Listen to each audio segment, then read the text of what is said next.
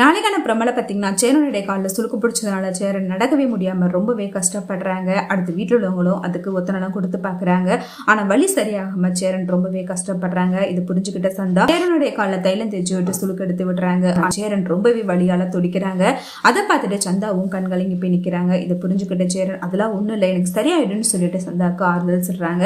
ரெண்டு பேருக்கிட்டே romance scene காட்டுறாங்க. சோழன் கிட்ட பல்லவனுடைய அம்மாவை இன்னைக்கு நான் பார்த்துங்கிற எல்லா விஷயத்தையுமே சொல்றாங்க. அவங்க பார்த்த இடத்தையும் காமிக்கிறாங்க. அடுத்த சோழன் அவங்க இதே ஊர்ல தான் இருக்காங்க, நான் கண்டிப்பா நம்ம சீக்கிரமாக கண்டுபிடிச்சு நானே சொல்றேன் அப்படின்னு சொல்லிடுறாங்க. அடுத்த நாளே சோழன் அவங்களுடைய ஃபோட்டோவை மொபைலில் ஃபோட்டோ எடுத்துக்கிறாங்க. அவங்க ஃப்ரெண்ட்ஸ் எல்லாருக்கிட்டையும் அந்த ஃபோட்டோவை காட்டி இவங்களை எங்கேயாவது பார்த்தீங்களான்னு சொல்லிட்டு எல்லா இடத்துலையுமே விசாரிக்கிறாங்க. அப்போது அவங்க வேலை பார்க்குற இடத்தையும் காமிக்கிறாங்க. இந்த அம்மா இந்த வீட்டில் தான் வீட்டு வேலை பார்த்துக்கிட்டு இருக்காங்க அப்படின்னு சொல்கிறாங்க. சோழன் இதை கேட்டு பயங்கரமாக ஷாக் ஆகிறாங்க. அடுத்து அந்த வீட்டுக்கு வெளியே வெயிட் பண்ணிக்கிட்டு இருக்காங்க.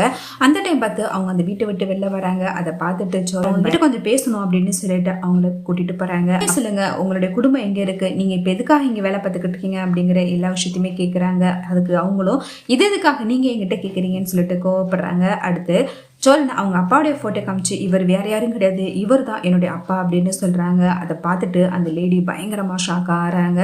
ரொம்பவே பதட்டமா என்னால் இதுக்கு மேலே இங்கே நிற்க முடியாது, என்னால் இப்போதைக்கு எதுவுமே சொல்ல முடியாது அப்படின்னு சொல்லிட்டு கோவப்பட்டு அங்கேருந்து கிளம்புறாங்க. ஆனால் சோழனும் நீங்கள் இந்த உண்மையை சொல்லாமல் கண்டிப்பாக நான் உங்களை விட மாட்டேன், எனக்கு உண்மை தெரிஞ்சாகணும், உங்களுக்கு ஒரு பையன் இருக்கான் அதாவது உங்களுக்கு தெரியுமான்னு சொல்லிட்டு ஃபோட்டோ காமிக்கிறாங்க. அவங்க கண் கலங்கி போயிட்டு அந்த ஃபோட்டோ பார்த்து நிற்கிறாங்க. அடுத்து அவங்க தன்னுடைய வாழ்க்கையில் நடந்ததை பற்றி சோழன்கிட்ட சொல்கிறாங்க. சோழனும் அதை கேட்டு பயங்கரமாக ஷாக் ஆகிறாங்க. வீட்டுக்கு வாங்கன்னு சொல்லிட்டு கூப்பிட்றாங்க. நான் இப்போதைக்கு நான் வர முடியாது, இன்னொரு நாள் நான் கண்டிப்பாக வருவேன், முடிஞ்சா என் பையனை என்கிட்ட கூட்டிகிட்டு வந்து காமிங்க அப்படின்னு சொல்கிறாங்க. சோழனும் வீட்டில் போயிட்டு நிலா கிட்ட இந்த விஷயத்த சொல்கிறாங்க.